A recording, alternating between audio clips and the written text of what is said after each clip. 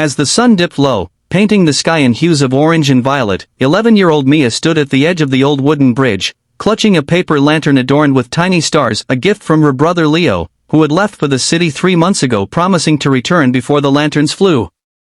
Tears streaked her face as she whispered, "You promised," but no reply came from the empty wind that snatched the lantern from her grasp, sending it tumbling toward the river below.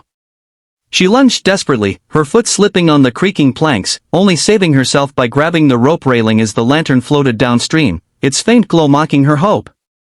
Just then, a kind voice called out, and Mr. Han, a weathered 68-year-old fisherman with gentle eyes and a noticeable limp, hobbled onto the bridge with his long pole, hooking the lantern just in time.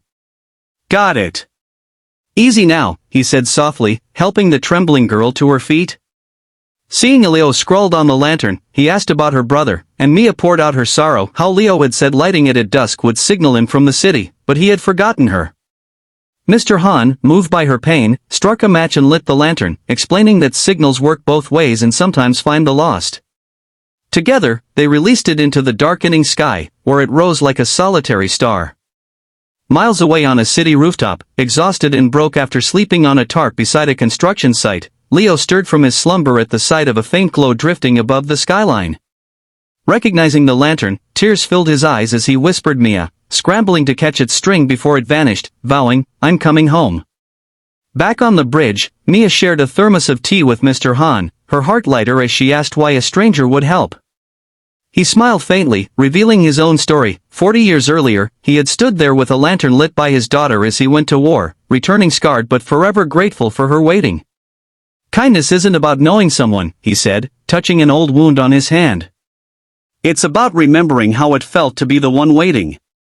Mia leaned against him, whispering if Leo had seen the light, and Mr. Han replied, "Love travels faster than light." Suddenly, footsteps pounded on the bridge, and Leo appeared, breathless and tear-streaked, the lantern string tangled in his fist. Mia ran into his arms, sobbing, "You came back," as he held her tight, admitting he had never stopped trying but had gotten lost.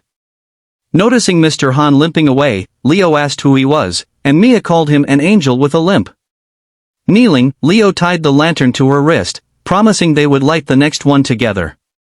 Under the moonlight, the bridge glowed with their reunion, the lantern bobbing between them like a tiny heartbeat of warmth, a reminder that kindness is the light that finds us when we forget our way home.